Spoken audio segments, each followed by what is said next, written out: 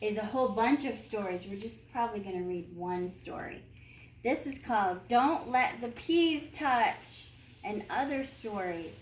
And it's by Deborah Blumenthal.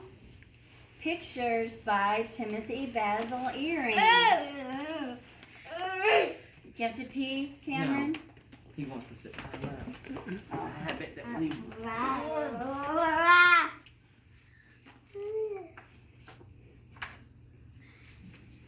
Okay, don't let the peas touch. Sophie's big sister Annie was taking a cooking class, and this weekend she was supposed to help make all the family's meals. No. She cannot have even heard that. But every time Sophie sat down to eat, something was wrong on her plate. At breakfast, milk was in her cereal when she didn't want it there. So she held her nose with one hand while she drained off the milk with the other. Then she sifted through the cereal to screen out a raisin. Do you like the pit part? Sophie asked her father. He rolled his eyes. A raisin doesn't have a pit. Just eat the whole thing. Never mind. The raisins are a nice touch, Annie, said her mother. She glared at Sophie, but Sophie was too busy doing raisin surgery to notice. At lunch, Annie made everyone roast beef sandwiches.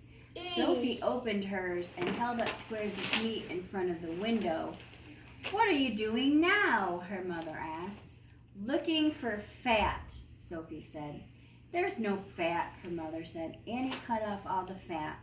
Not this, Sophie said, shaking a zigzag of grizzle. She balled up the meat and hid it under her plate. You're so gross, yelled Annie at Sophie. I am not, yelled Sophie back. Are too, Annie screamed. Stop, their mother said. Both of you. For dinner, Annie said she was going to make something that everyone would love. She waved her arms around and said, tonight I will prepare a special recipe from a French cookbook. Everyone waited and waited until Annie finally came out of the kitchen. She was wearing the tallest hat that Sophie had ever seen. In her hand was a big pan. Annie lifted the lid high up into the air and then bowed and said, "The best blue cheese omelet." Ooh la la, their mother said. She took a forkful. Just delicious, she said in a television voice, blowing Annie a kiss. With his mouth full, her father saluted Annie. Magnifique.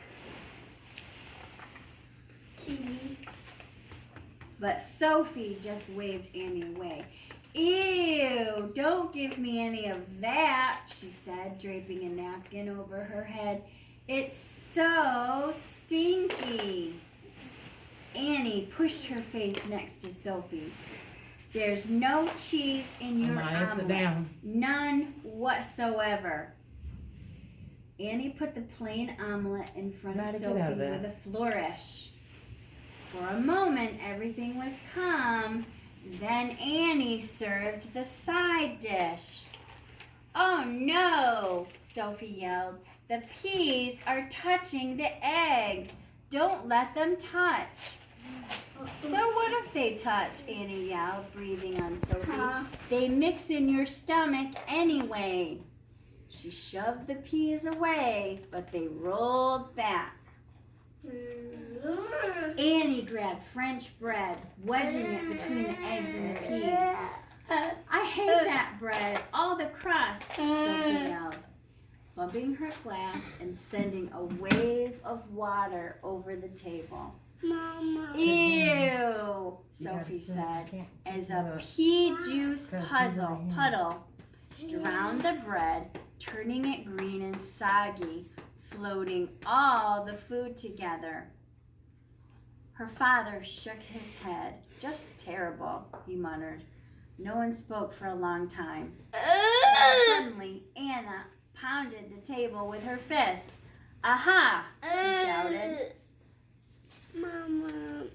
She ran to the kitchen, climbed on a ladder coming down with a box.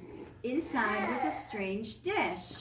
It was a big dish that had little dishes, 10 of them, and each one had walls. Best of all, it turned like a wheel. Annie held it out to Sophie like a present. Some call it a lazy Susan. We'll call it a separator. So for the rest of the weekend, Annie helped Sophie separate frozen strawberries from strawberry ice cream, white icing from brown sandwich cookies, even peanut butter from jelly. And everything tasted a little better that way.